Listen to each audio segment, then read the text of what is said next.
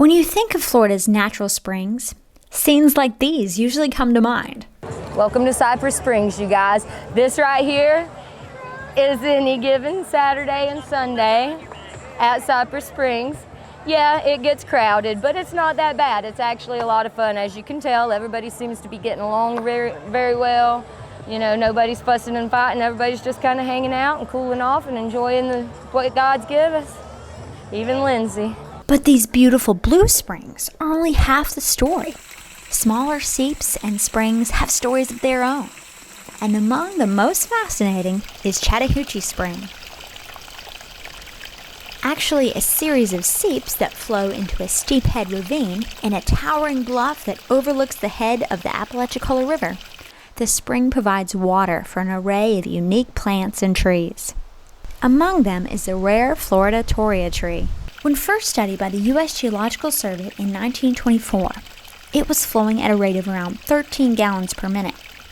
That may not sound like a lot, but it means that Chattahoochee Spring sends 23,040 gallons of water per day down the hill, enough to fill nearly 419 55-gallon drums.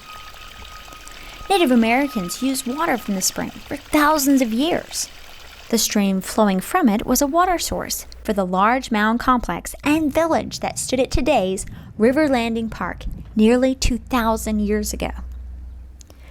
Red Stick Creek, Seminole, and Maroon, or Black Seminole warriors, drank from the stream when they camped nearby during the War of 1812, and as they prepared for the first Native American victory of the Seminole Wars. The water holds significance to Native Americans today, and one of the paths that leads by it is called the Muskogee Trail. The ruins near the seeps that burst from the sides of the ravine are those of an old swimming pool. It was built in 1921 to 1922 by the crews working on the beautiful old Victory Bridge over the Apalachicola River. Called the Toria Pool, it was filled with consistently flowing water coming straight from the springs.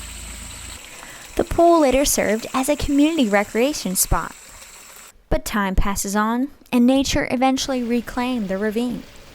The historic ruins, spring, and ravine became a nature park in the late 20th century.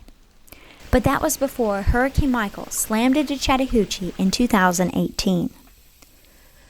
The Category 5 storm toppled massive trees over the nature trails and ruins, destroyed footbridges, and blocked public access. The city of Chattahoochee has applied for a grant to fund the repairs to the historic site and hopes for an answer soon. Volunteers from the Magnolia chapter of the Florida Native Plant Society donate their time and effort, but the task is overwhelming. The Angus Gholson Nature Trail that leads to the springs remains closed for now, but the waters still flow, keeping alive the dream that this beautiful place will be enjoyed by the public once again. In Chattahoochee, Florida, I'm Rachel Conrad for 2 Egg TV.